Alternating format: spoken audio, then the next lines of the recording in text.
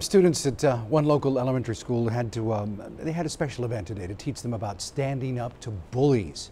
Rochelle Elementary hosted the HEB Buddy League Training Academy this morning. Yeah, the Buddy League came to put on a live show for the kids. It involved music and animations with some interactive bits too.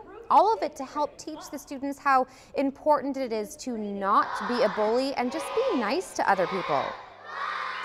At this age, it's important for them to understand empathy and kindness, and that is a kindness campaign that we began last year here at Shaw Elementary, and instilling those virtues in our children and knowing that being a friend is important.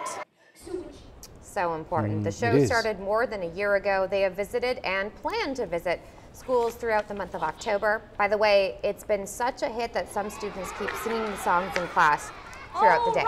How cool is that? Very cool. Absolutely. That's the HEB for doing that. Well, still